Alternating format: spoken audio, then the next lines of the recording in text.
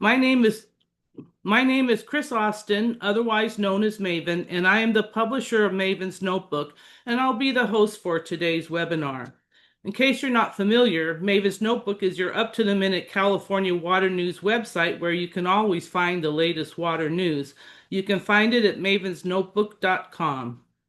During the next half hour, we will introduce the underrepresented communities, California tribes, and small farmers groundwater technical assistant program, or URCTA, which works to identify communities throughout California with water supply issues and provide resources and tools for small-scale farmers in groundwater regulated basins. On the agenda, first, Jane Gray, a senior watershed planner with Dudek, will provide an overview of the URCTA program. Next, Ngodo Atumi, an academic coordinator with University of California Agriculture and Natural Resources, will discuss technical assistance, resource, and opportunities. And to wrap it up, Catherine Van Dyke, Deputy Director of Water Policy for the Community Alliance with Family Farmers, will give a brief overview of small farms and provide examples on how the program is helping small-scale farmers meet the challenges with SGMA implementation. Before we dive in, I'd like to quickly go over a couple of Zoom webinar features to help you get the most out of this session. If you have any questions during the webinar, please use the Q&A function, which you'll find at the bottom of your Zoom screen. This is where you can type in your questions for our speakers. You can also upvote questions submitted by others that you'd like to see answered. Just click the little thumbs up icon next to the question. This helps us prioritize the most popular topics. We'll do our best to answer as many questions as possible during the Q&A portion of the webinar. And we will be sending out a follow-up email with the links provided in the chat and a recording of the webinar to all registered participants. But first, we'd like to learn a little bit about you. For our first poll, please select which of the selections describes your role or affiliation.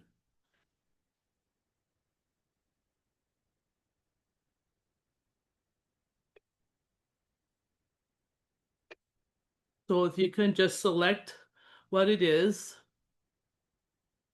And there's also a second question in there that asks which region do you work in, and that you can select as many as apply.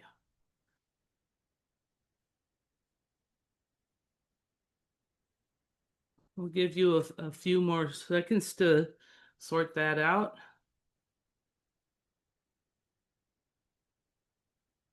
Okay, Elliot, display the results whenever it looks like it's ready.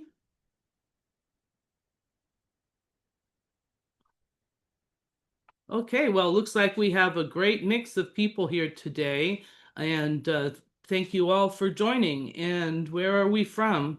Oh, primarily from the San Joaquin Valley, but that's great. That's sort of ground zero for SGMA implementation. So we're really happy to have you here today. Looks like we have people from around the state. Thank you for coming. Now, before we get started, I'm going to give an ever so brief introduction to SGMA. But I have a SGMA slide there, Elliot. You see, Catherine, are you able to pull up the slides? Oh, there. Okay, excellent. It should be the SGMA slides after the agenda.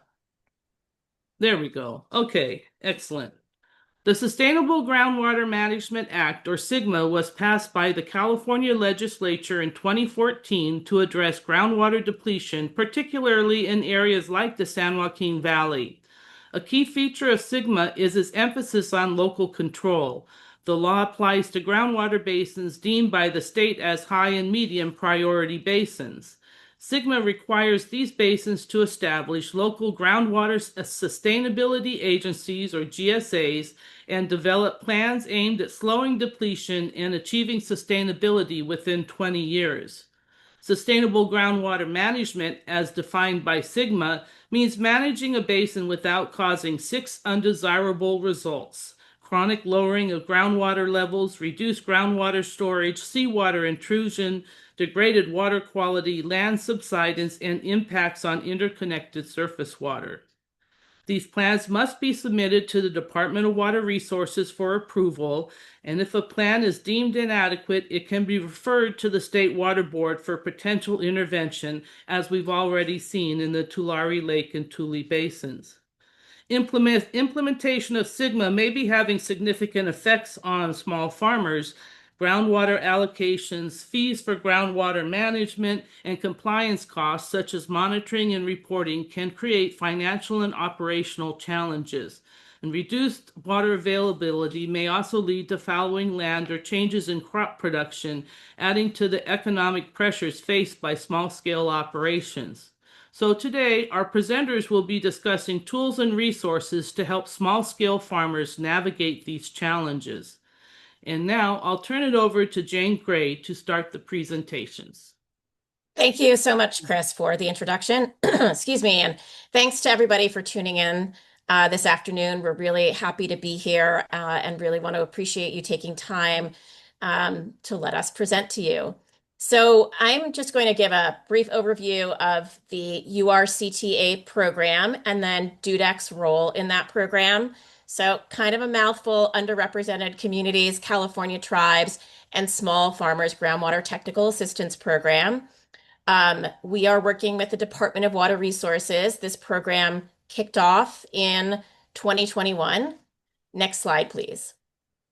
And in 2021, it kicked off with underrepresented communities and California tribes. So the work that DUDEC has been doing up to date includes all of those folks: underrepresented communities, California tribes, and small farmers.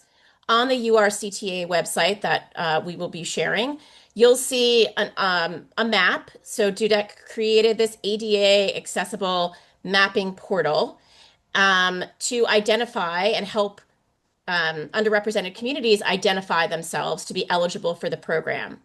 So this map takes a broader look at underrepresented communities, not only communities that have a severely disadvantaged or disadvantaged status through the MHI, median household income survey, but also looks at threats to groundwater and other sort of groundwater-based water quality and water supply data. So if you are a member of an underrepresented community and you feel like you would be eligible for services, please take a look at the URCTA website, locate yourself on that map, and feel free to reach out. Next slide, please. We are also working with California tribes, and that includes the entire state of California, and tribes that are both federally recognized and non-federally recognized. The services, the technical assistance services that DUDEC is providing, don't require a tribe to be in a SGMA regulated basin. So all the lands within the state of California, all tribal lands, are eligible to receive technical assistance services. Next slide, please. And finally, the small farmer category, and I know we'll get into the actual eligibility, but generally the broader eligibility criteria for the small farmer portion of the URCTA program was developed along with the partners, so the folks here on the webinar today from CAF and UCANR. And it also considered the United States Department of Agriculture's definition, as well as the California Department of Food and Ag, California Farmer Equity Act of 2017. We previewed through the program the small farmer definition with CDFA last year through a series of webinars, shared that content with them, and did get feedback on that. We also shared it statewide at a number of different forums, from RCDs to SGMA to farm bureaus and others. Next slide, please. So DUDEC has been doing communication, education, and outreach both on SGMA and on the technical assistance services. Most of this content is online at that URCTA website. So we have held workshops in underrepresented communities as well as with small farmers. We have conducted needs assessments, a number of site visits, conducted surveys, and we have utilized a number of different languages, whether it was Mandarin or Cantonese, Hmong, Punjabi, Spanish, Mixteco, Alto, and Bajo. We have a range of folks who are fluent in all those languages and can provide both services and assistance in those languages. So we've prepared those multilingual materials and again have been reaching out to small farmers and underrepresented communities in the places that they live to collect information that they're interested in sharing with us about the water quality and water supply issues that they're facing, either at the small farm level or within their community.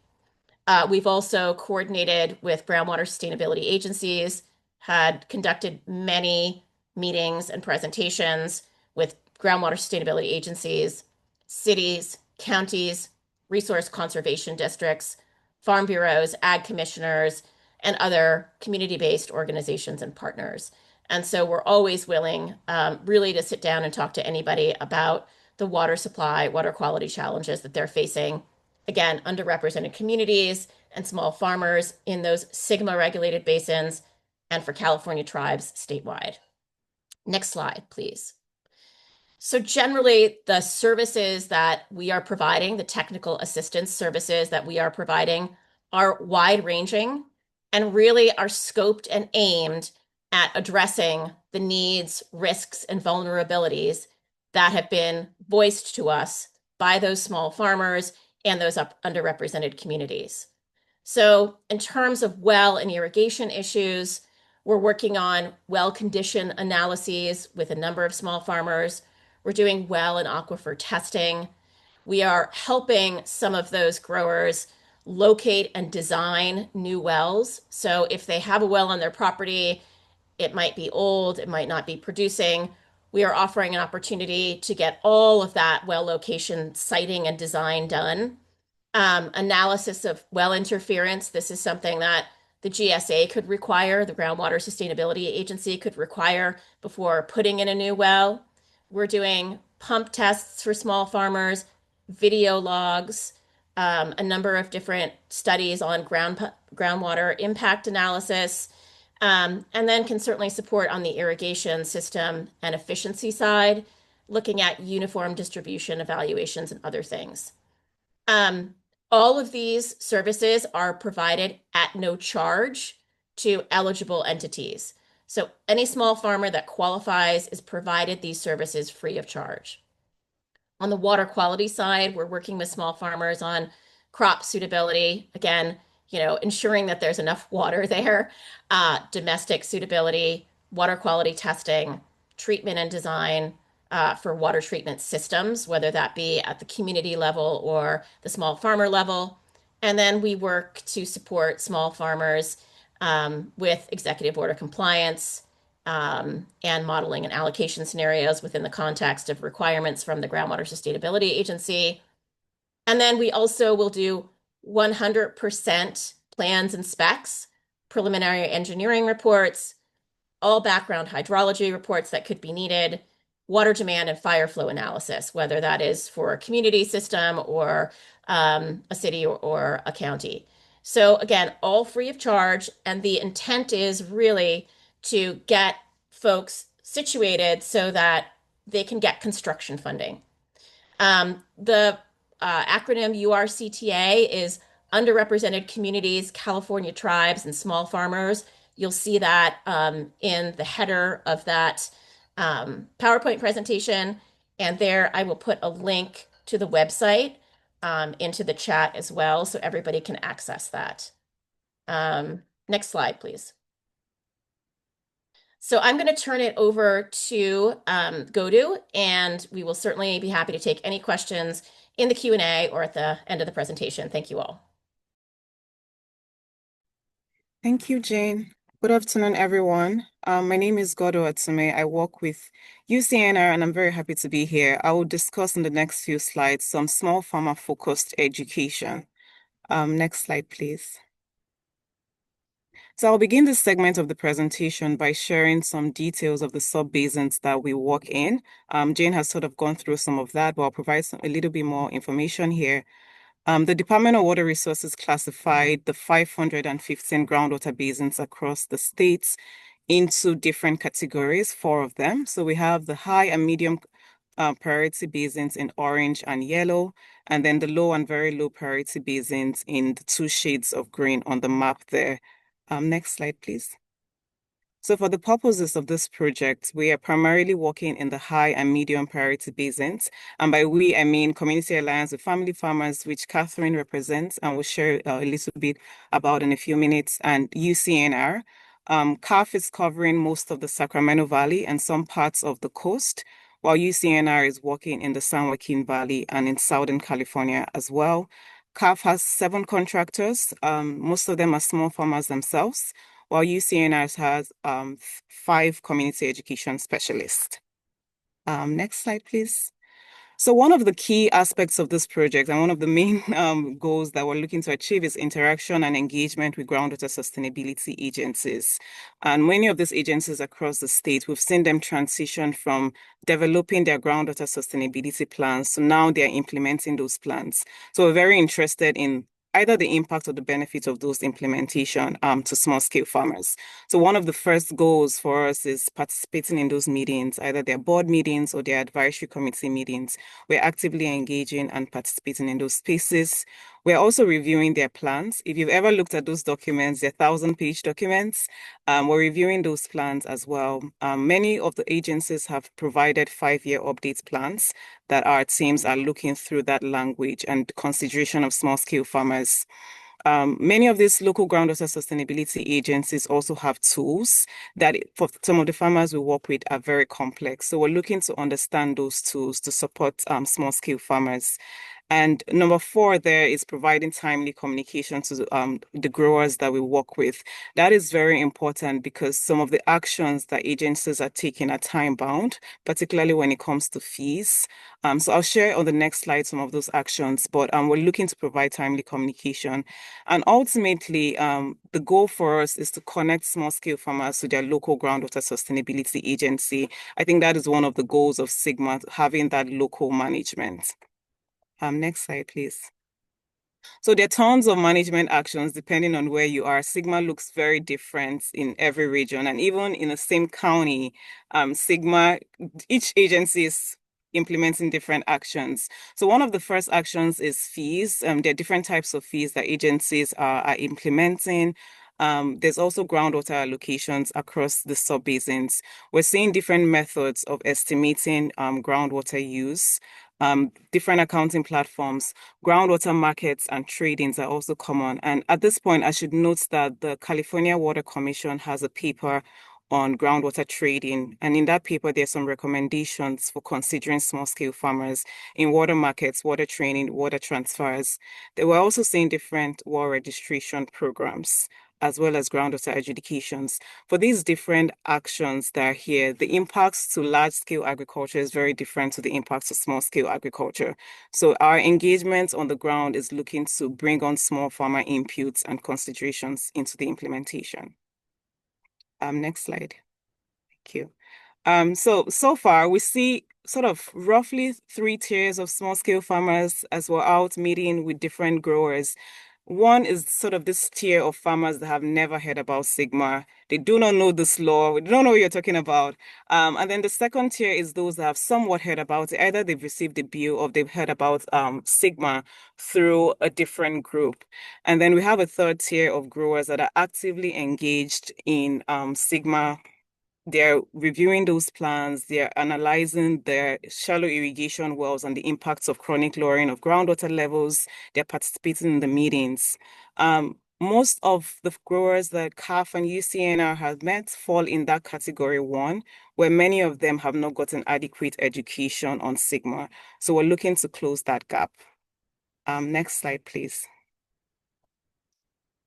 And so one of the goals and one of the objectives we have is to actually engage growers to provide education. We're conducting farm visits. We're also having one-on-one engagement with farmers. We're meeting farmers at farmers markets, at different grower meetings. And we're also partnering with programs and very interested in partnering with programs, either different programs in the UC system or external programs that work with small-scale farmers where the groundwater question comes up. We're looking to partner there to provide education on SGMA. Next slide, please. So when we have these farm visits, one of the key questions we get is, what is SGMA? People are very interested in understanding what this law is. So we provide that education. And then next, we tend to get, is this the same as the Irrigated Lands Regulatory Program? Because we know that program, is that the same? And that is a State Water Board program, which is not the same as SGMA. So we also provide some insight and education on SGMA in relation to RLRP, which is the Water Discharge Program.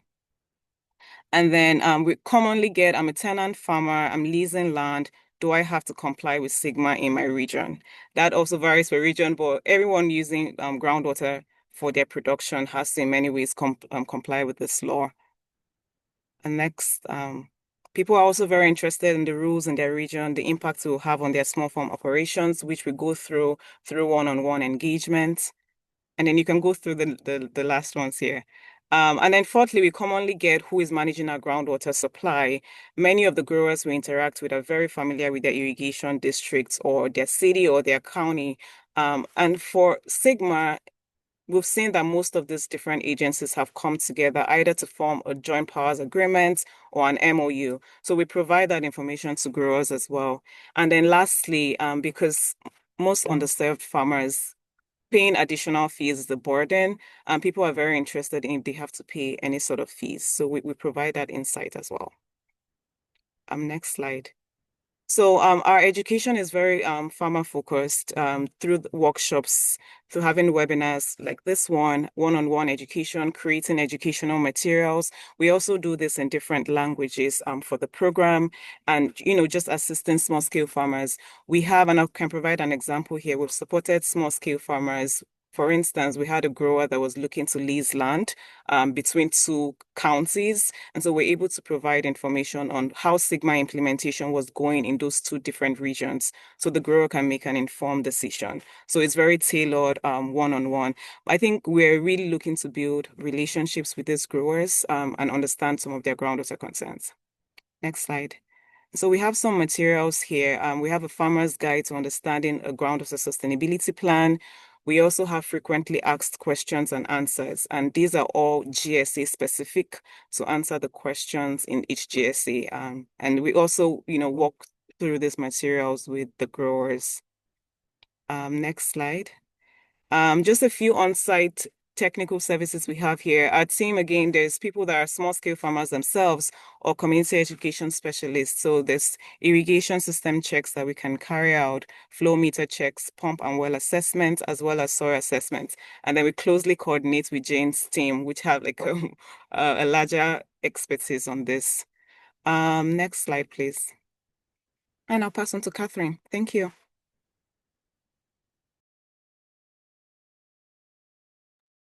Thanks, Godo. Hi, everyone. My name is Catherine Van Dyke. I am with CAF, the Community Alliance of Family Farmers. So I just want to first I've seen a lot of questions in the chat about like who qualifies, what counts for this.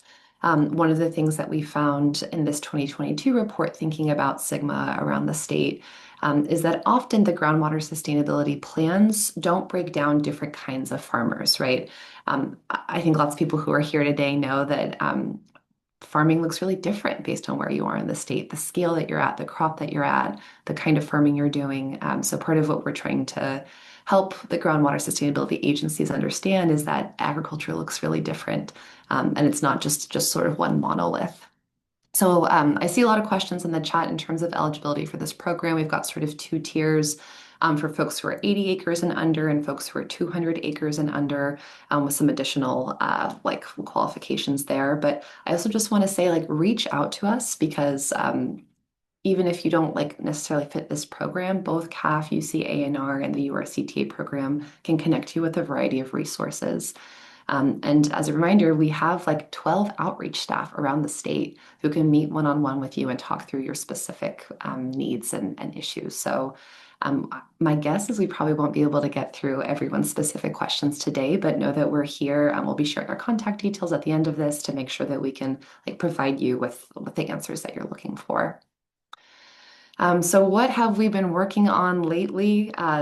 Most recently, there have been a few Prop 218 assessments. Those are like one of the kinds of ways that groundwater sustainability agencies can raise money for the work that they're doing and for implementing like recharge basins, different kinds of projects related to groundwater sustainability. So we've been supporting farmers in Paso Robles, Calusa, and Madera and understanding what that ballot means, how to engage, making sure that they're able to vote in that process.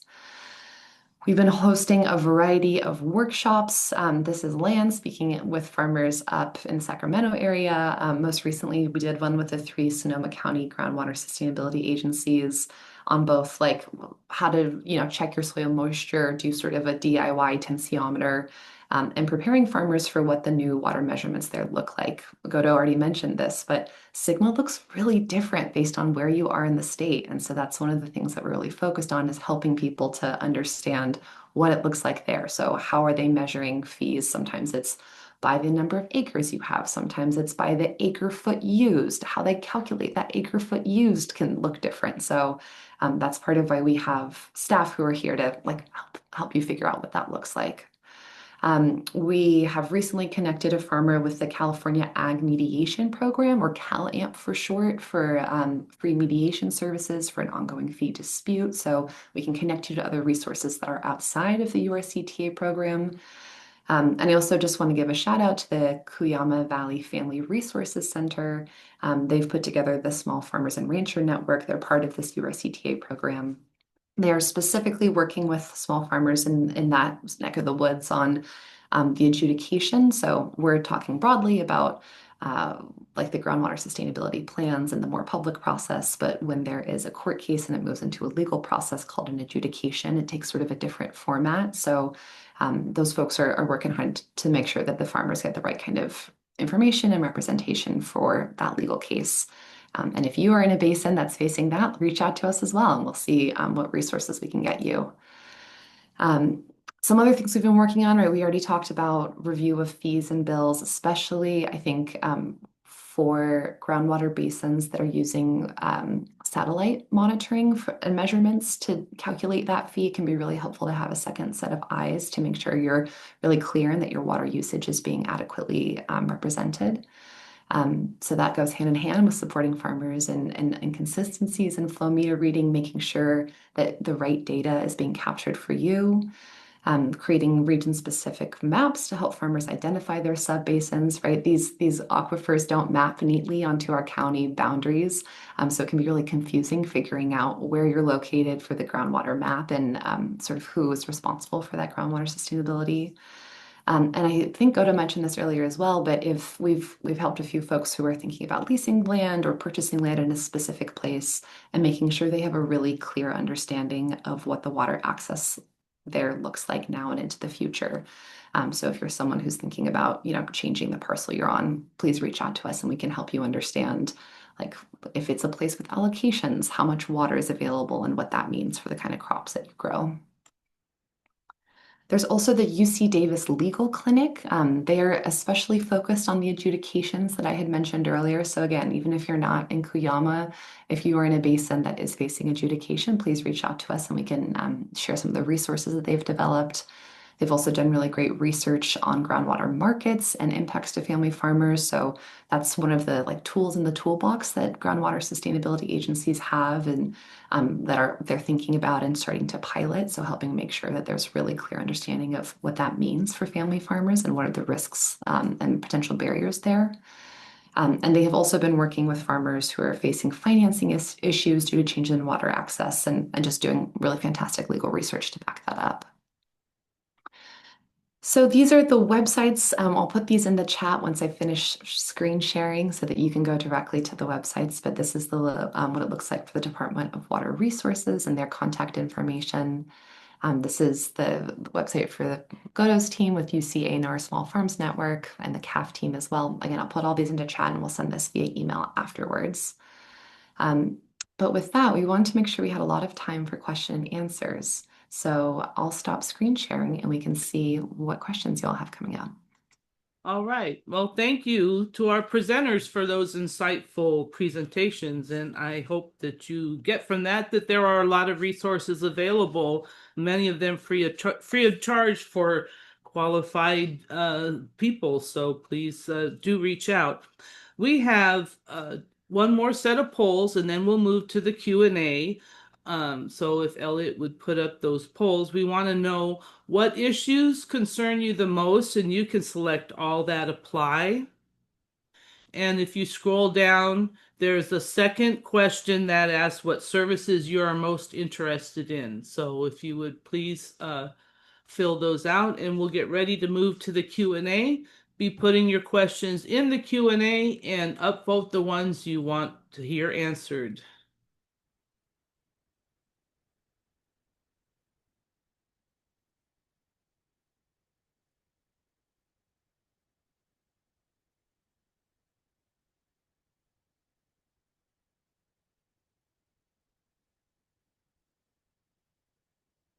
Okay, we'll give a few more seconds to let people get their answers in.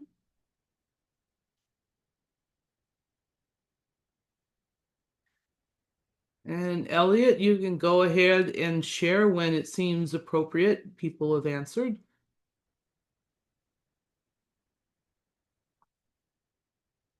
Yeah, I just want to offer a bit more time for some of the folks. I can see also people typing in answers. If you select other under the issues that concern you most, there's also a field to write out a bit more detail about that. But otherwise, feel free to just select by multiple choice which of those questions or options are most pertinent to you. Yeah, I can't really see how active it is. I think you can, Elliot. So when you see it looks like everyone's answered, go ahead and share the results.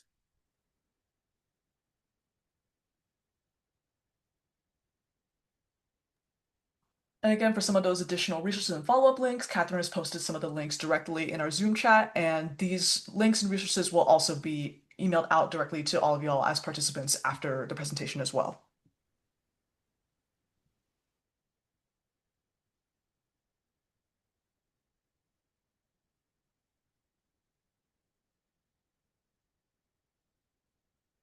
Okay.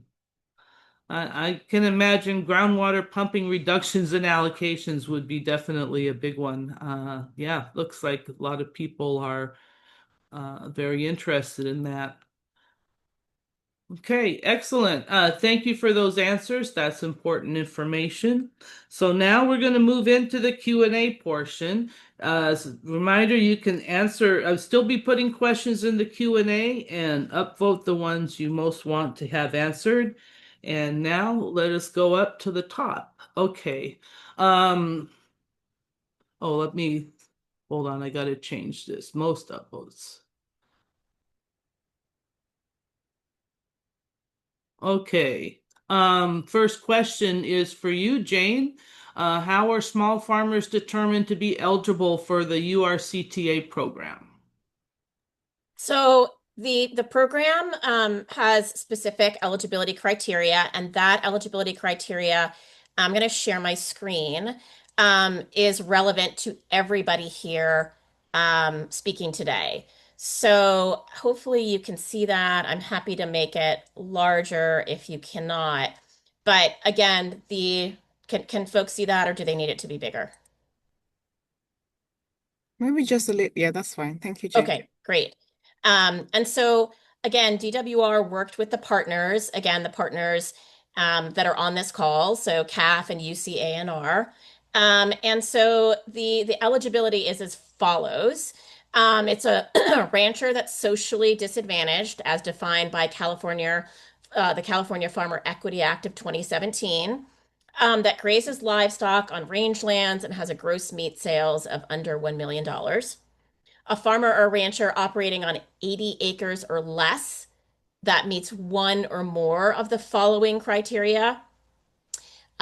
Socially disadvantaged as defined by the California Farmer Equity Act of 2017, sells 50 or more products to direct markets, cultivates crops for California and is not represented by commodity boards or trade organizations like the Strawberry Commission, for example, has undergone a transformation from conventional agricultural processes to regenerative agricultural processes in the last 10 years. And just a short definition on regenerative agriculture that includes indigenous farming methods, cover crops, agroforestry, permaculture, or any other farming or ranching practices that result in a regeneration of the soil and an increase to carbon sequestration. And then a third criteria, and again, these are 1, 2, 3, so really you're looking at one or more of these. A farmer or rancher operating on 200 acres or less that meets 2 of the following criteria: is socially disadvantaged, cultivates a crop mix of 4 or more crop types per year, sells 75% or more to direct markets, again, cultivates crops for California and is not represented by a commodity board or trade organization, and again, has undergone a transformation from conventional agriculture to regenerative agricultural processes. We can send this out as an attachment. I know that Chris is planning on sending out a package of information, so I know this is a lot of information to digest right now. I would encourage you, though, to read this over, and even if you think you may not qualify, to reach out to us. I think we'd like to have a direct conversation with anybody who thinks that they might benefit from the program. Okay, great. Next question. Is there any help to pay fees towards the GSA for water pumping fees? I guess Eastern Thule GSA has 550 per acre foot of water charged. Is there help for those types of fees? There's no support, unfortunately, under this program for fees. So no, there's Yeah, Okay, yeah. unfortunately. I can Uh, provide a little more information. There is, we're not supporting in paying for fees, but we've had different instances where we can support in understanding those fees and how those fees were estimated. Most times it's based on groundwater use, so we can support in reviewing the bill that the farmer has received just to get a better understanding of that. So we can provide that sort of support and education. And maybe that can help with this next question in there that talks about ETGSA using satellite to measure the uses of water, but it's been calculated wrong. And like one farmer charged over 175,000 but didn't even turn the pump on. So it sounds like that's something you can help them understand and work out. Yes, Okay. we can work, and then we can also facilitate conversations with the GSAs. I think one of the main goals here is to close that gap with the evapotranspiration measurements versus some farmers that might have a flow meter that is showing different measurements. So we can facilitate conversations. Okay, excellent. Next question says, I have not read the information yet, but would UCANR help with paying for water for alternative farming? Um, Um, Unfortunately, no, UKNR will not be able to help with paying. But in the same lens, we can provide education and resources. And importantly, I think we can connect to other services that might be able to provide that support. I don't know what the person means by alternative farming. yeah, that could be rather broadly defined. Um, Catherine? Yeah, one thing I want to mention is, and this is why, like, if you've got questions, I think reach out to us and we'll like talk through your specific circumstance and connect you with what we can. A separate program is the California Underserved and Small Producer Program. And so these are our grants. And starting September 1st, I know that CAF and I think a few other agencies are going to be opening a new round of grants related to drought and like lack of water costs. And so that's an example of something that's like separate from our program, but we would love to get you connected with. So that's part of why I just really want to encourage you to reach out. So even if we don't have money, maybe we can help you connect with a grant opportunity. Yeah, and I can add one more thing on that. UCNR, we've been very interested in surface water infrastructure for folks that have, very old surface water infrastructure. So we can definitely review that with the person, with the grower, and provide more information. Unfortunately, we can't pay, we can't like pay for a service. Okay. The next question up here says, why are there no equal chargers for all farmers? Some of his neighbors are not getting any penalties. So this would be another area. Uh, I know one of you guys were talking about like a legal clinic or people that can kind of help with this if you feel you're being charged unfairly. Is Was this there? if it's a Sigma fee or groundwater use fee, I'm not sure what that fee is. It varies most times on groundwater use, and that can be on the type of crops the neighbor is growing, or how they're estimating that. But again, we definitely would be happy to look through that dynamics with the person and understand how the GSA is computing for that grower versus their neighbor. Yes, that sounds great. Okay, next question. So the compliance statement. So the governor says how people can use water from their own wells according to his political pressures. Well, this isn't the governor. This is Sigma. This is, signed in 2014. Further, these people who will come and help the small farmer who pays them. So yeah, I'm happy to Okay. answer that. So there's been a series of executive orders, some of them that are still in force, and some of them that have been rescinded, related to the drilling of groundwater wells within Sigma regulated basins. So the legislature, passed the Sustainable Groundwater Management Act, and then an executive order is obviously issued by the governor, but it's in the interest of furthering Sigma. So really trying to ensure that more wells are not drilled in basins that already have significant drawdown or are critically overdrafted. So all of this is scientifically based, in terms of the executive orders. So and the payment of all of us here as technical service providers is through the Department of Water Resources. There's a variety of different sources, whether it's Prop 86 or some general fund, but all of that is public money, public taxpayer dollars, and also subject to audit, right? So all of us have to provide evidence of our work, and ensure that it fits in with the requirements of both the program and the funding that's enabling it. And so we are providing benefit to, in this case, the small farmer who is requesting our service and whatever, they need. Whether that's a well evaluation or understanding of, irrigation efficiency on their property. So we're working, really hand in glove to solve the problem of the small farmer who is coming to us.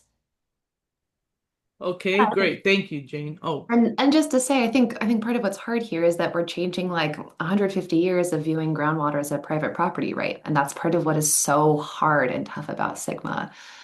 Right, this is something that people have come to rely on is like I can just drill a well and pump out what I want, and the result is unfortunately that we've, as a state, pumped out more water than is really sustainable.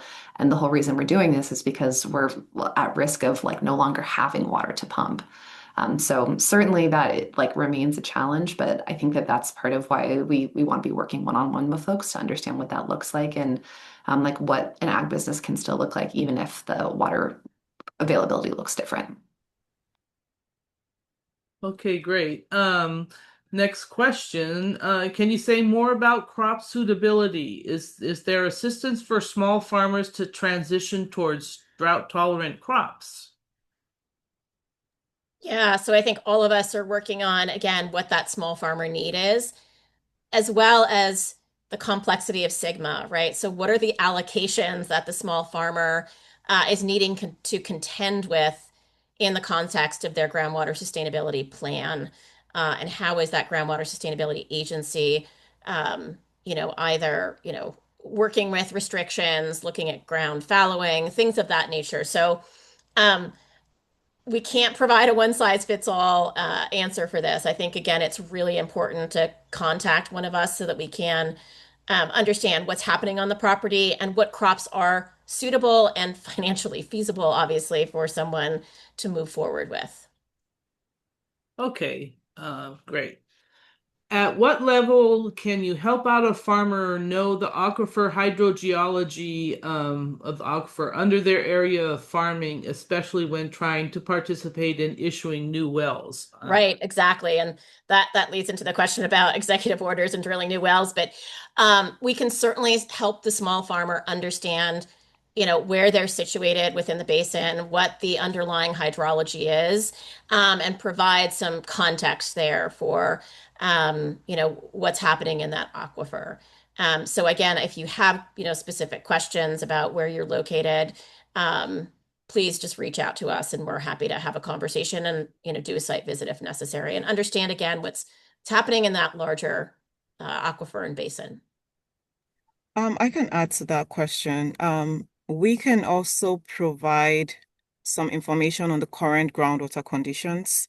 So if that's information that the farmer is interested in, we can provide information on the current groundwater conditions that the GSA has, as well as the GSA's plan towards its 20-year timeline for sustainability. So we can also provide that information. There's a lot of data, but we can show just what the maps look like.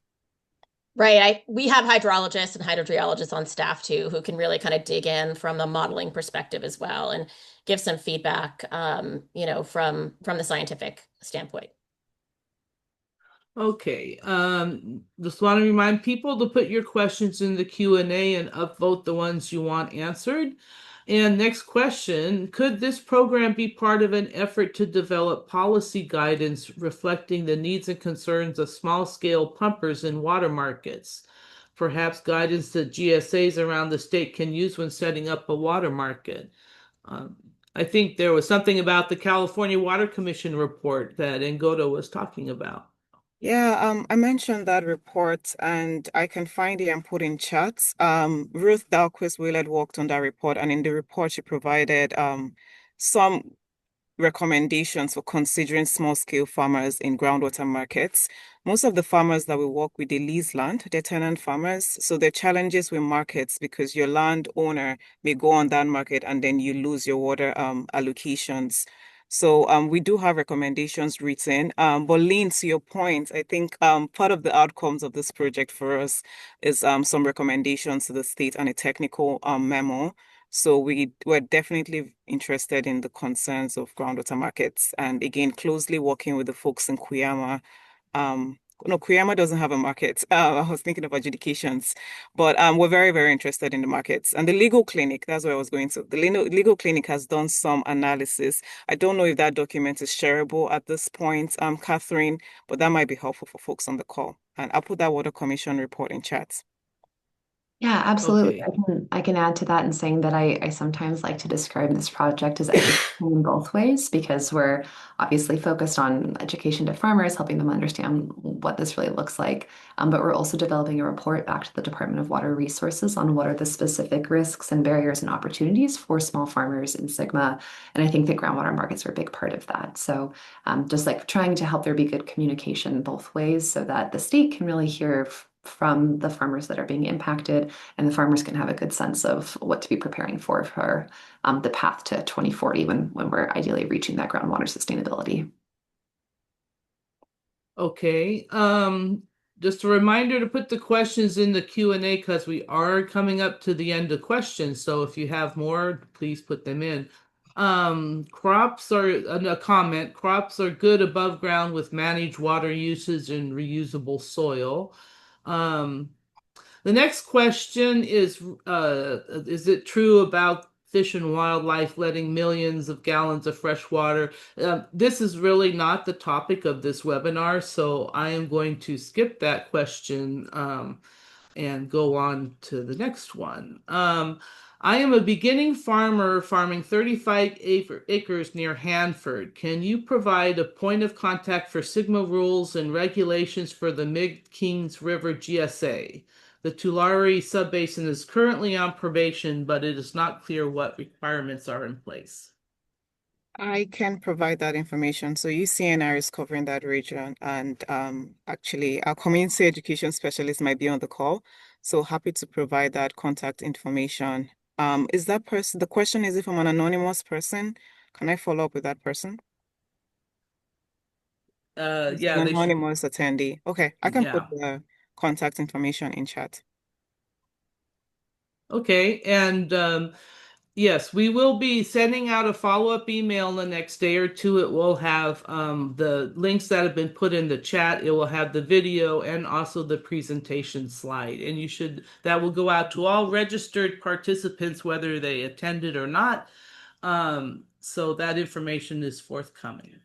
Um, and it looks like we've answered all the questions in the Q&A.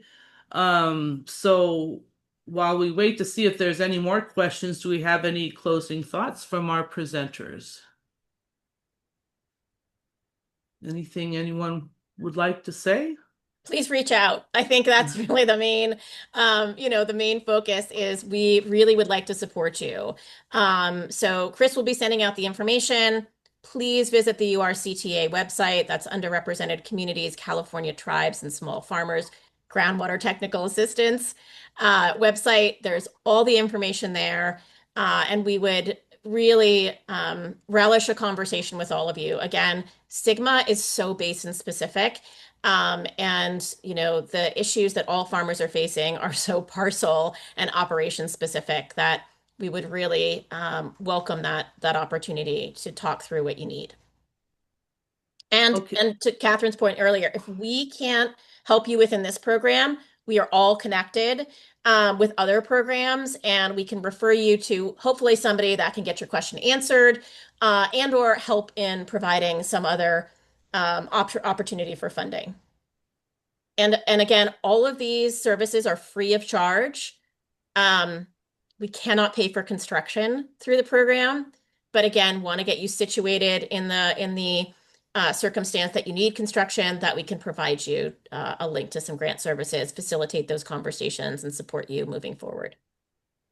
Okay, great. A lot of resources shared today. Thank you all for coming. There is a one thing in the Q&A someone put about suggestions of who to contact if the local SGMA employee does not return emails.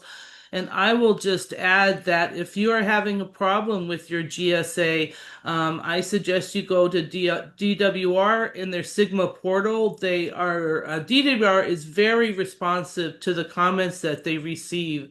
I hear them talk about them in meetings, things that they have heard or that they get from people actually in the basin. So please do share that with DWR if you're having any problems. And if anyone wants to add anything at this point. I Yeah, think just the sorry, go Yeah, ahead. you can reach out to us as well. Part of our job is helping facilitate conversations between groundwater sustainability agencies and farmers. And so I think that we know that this is like a sensitive and nuanced topic that, it's hard. Like we said earlier, we're shifting what has been historically viewed as a private property right to like be collectively managing this common resource. And so while the growing pains certainly come with that, we're hoping to be part of a strong support network for farmers facing that. Oh, great. Okay. Well, thank you all for coming today. We appreciate your questions. Look for a follow-up email with the presentation slides, the videos, and more links to come in the next day or two.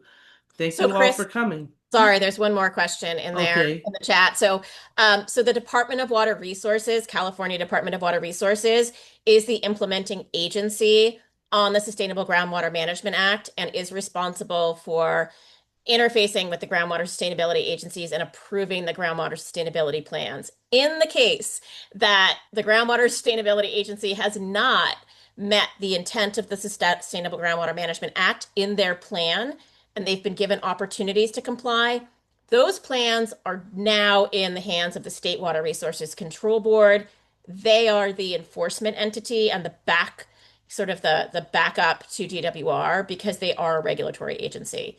So State Water Board is implicated and is working in basins in the Central Valley, California Central Valley, on SGMA issues. Okay, great. And I'll And put a I live think, link